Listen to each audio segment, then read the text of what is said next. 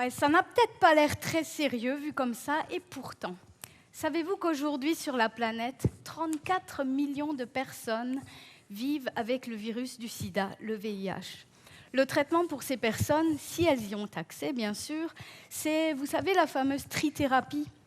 Malheureusement, ces traitements ne permettent pas de guérir, mais bien seulement de contrôler dans une certaine mesure la progression de la maladie. Donc le défi, pour les scientifiques que nous sommes, c'est de trouver un véritable remède qui débarrasserait définitivement le corps du virus. Pourquoi est-ce un défi ? Eh bien parce que le virus, c'est un petit malin. La première chose qu'il fait lorsqu'il infecte une nouvelle personne, c'est d'aller se cacher. Il va aller cibler certaines cellules dans le corps et il va insérer son matériel génétique parmi les gènes de la cellule.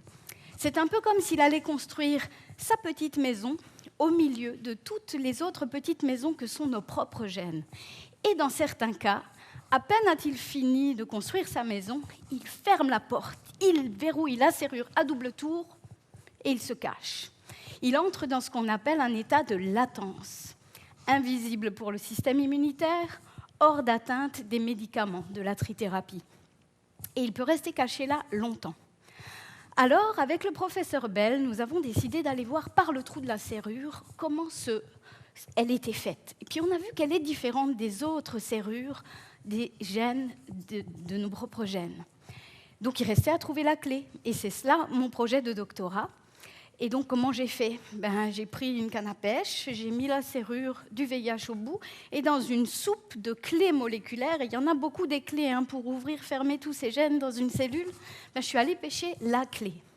Et je l'ai trouvée, elle est composée d'au moins 3 protéines qui viennent parfaitement s'adapter à la serrure du virus.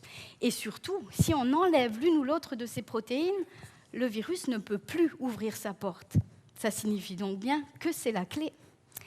Alors maintenant, il faut encore un peu comprendre comment tout ça se goupille ensemble, mais quand même, on a la clé. Ça veut dire qu'on peut en faire des copies médicaments, un petit peu modifiées, peut-être pour bloquer la serrure définitivement et enfermer le virus, ou alors peut-être pour la déverrouiller quand ça nous arrange, nous, quand on va le bombarder avec les médicaments antirétroviraux pour le tuer. Donc je vous laisse choisir et réfléchir. Vous avez quelques 6 mois, 1 an, 2 ans peut-être encore. Quelle est la meilleure option ? L'enfermer à jamais ou alors le libérer et le tuer ? Merci.